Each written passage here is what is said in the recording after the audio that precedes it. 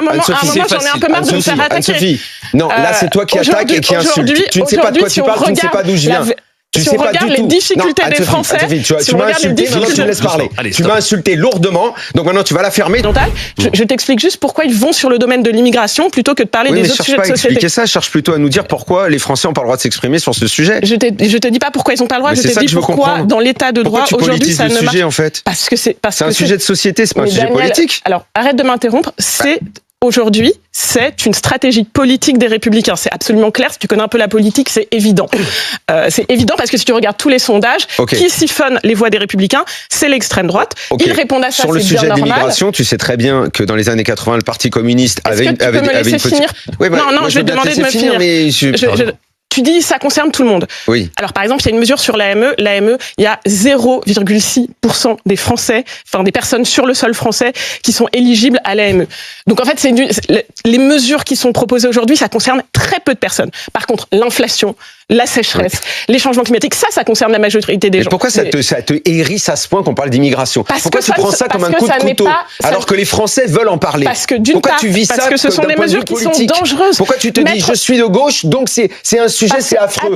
Le Parti communiste dans les années 80 en parlait sans honte. Mais je suis pas tous les partis en ont parlé. Je suis absolument pas contre en parler. Je suis contre enlever l'aide médicale d'État parce que tous les médecins te diront que c'est une erreur.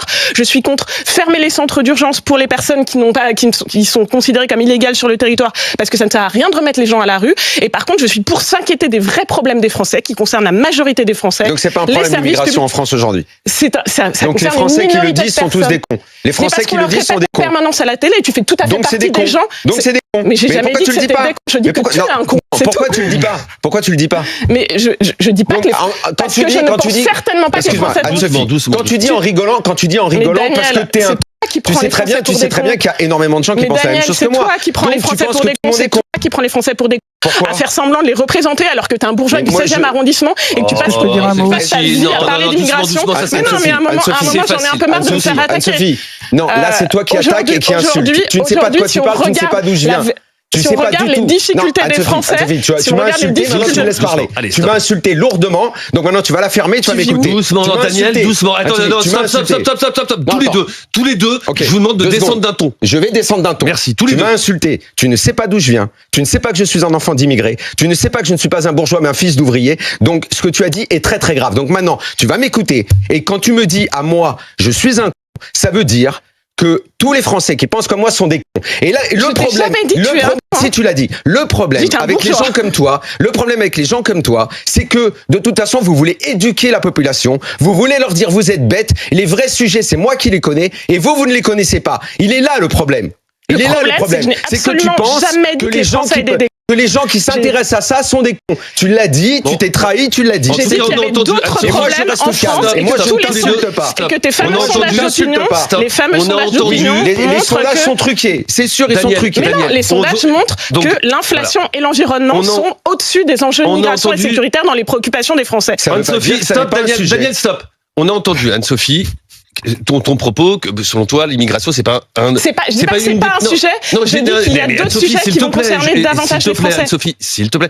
Ça ne changera pas la vie quotidienne des Français. Que ce n'était pas la préoccupation principale des Français. Ça ne changera pas la vie quotidienne des Français. Ça, on l'a entendu. Et je vous redemande une dernière fois, là, vous respirez un instant le temps que Thierry s'exprime, et vous redescendez. Mais moi, je suis très calme, je n'ai insulté personne. Je vous demande de redescendre. Je n'ai insulté personne. Je t'ai pas insulté. Pour revenir à la question, de départ, et je vais revenir sur ce que tu disais, Daniel. Déjà, la question n'est pas un problème parce que ce sera effectivement un texte avec les 5 points et il faudra dire est-ce que vous êtes d'accord avec ce texte comme on l'avait fait avec la Constitution. Donc le problème de la rédaction de la question ne sera pas un problème.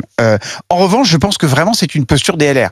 Je pense que non seulement ils sont évidemment happés par la droite qui réclame l'extension du droit du sol à l'ensemble du territoire, mais ils sont aussi coincés par le gouvernement qui propose quelque chose qu'ils ont proposé, c'est-à-dire la fin du droit du sol à Mayotte. Donc ils ont besoin d'exister et ils ont besoin de s'exprimer et d'être présents sur ce type de sujet. Maintenant, je pense qu'ils vont pas y arriver. Pourquoi ? Parce que effectivement, comme tu l'as dit, la première étape sur les signataires, il y aura pas de souci. Évidemment que le Conseil constitutionnel va très probablement retoquer ça, non pas sur un problème de forme comme il l'a fait sur la loi qui a été votée à l'Assemblée, mais sur un problème de fond qui est l'égalité. Ça, je pense que ça va être un truc qui va être assez simple. Et les constitutionnalistes, j'ai regardé un petit peu ce qu'ils disaient sur cette question, ils expliquent qu'en fait, les LR risquent de dire, mais très bien, à ce moment-là, faisons une réforme de la Constitution via voie parlementaire, et donc ils vont se greffer sur la proposition de référendum que le gouvernement propose sur Mayotte. Le gouvernement va dire non, et donc tout va s'arrêter là. Donc je pense que c'est vraiment... Vos explications, je les entends. Elles sont très intelligentes, vos explications. Elles sont très intelligentes. Vous êtes là, c'est une posture politique. Vous donnez vos petits cours et tout, c'est très bien. On est à l'école, c'est super. Qu'est-ce que vous dites aux Français dont, même si c'est la 3e préoccupation dans l'ordre d'Anne-Sophie Saint-Père, qu'est-ce que vous leur dites quand pour eux c'est un problème ?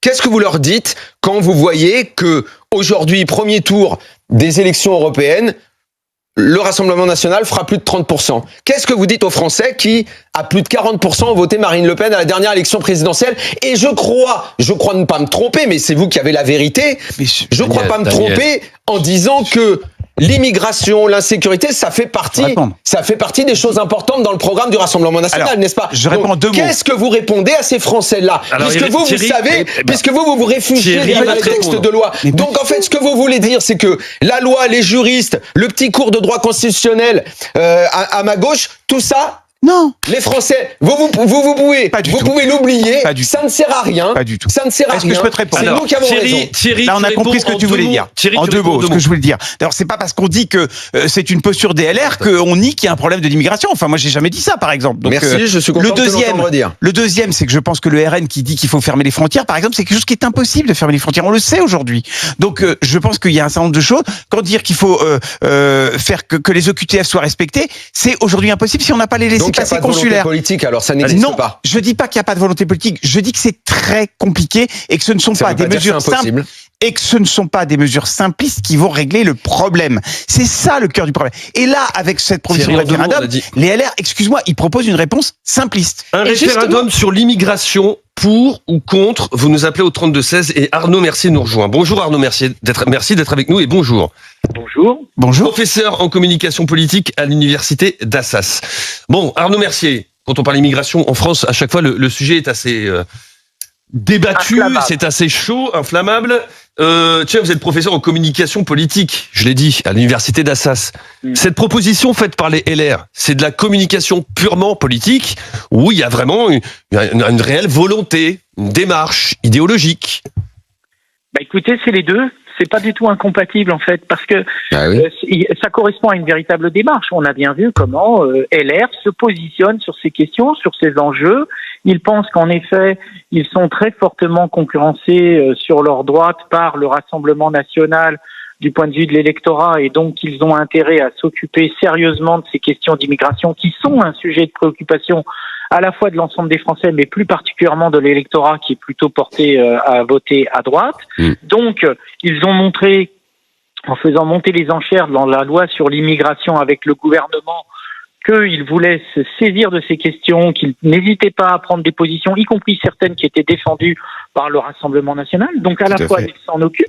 Mais en même temps, puisqu'ils ont perdu, en fait, dans cette négociation, dans ce bras de fer avec le gouvernement, puisque le gouvernement, on l'a bien vu, a accepté de mettre certaines propositions au vote en sachant et en espérant que le Conseil constitutionnel les censurait, ils essayent de récupérer dans un deuxième temps, mais malheureusement, pour eux, cette procédure qui n'a pour l'instant jamais abouti, ce référendum d'initiative populaire, parce qu'elle est très lourde, parce qu'elle est très compliquée à mettre en œuvre, parce que finalement il y a plein de mécanismes de filtrage, fait que ça apparaît très largement comme une opération de communication pour dire à ses électeurs, vous voyez... On a tout essayé, on essaye tout, on vous entend, mais ceux qui sont au pouvoir ne veulent pas vous entendre.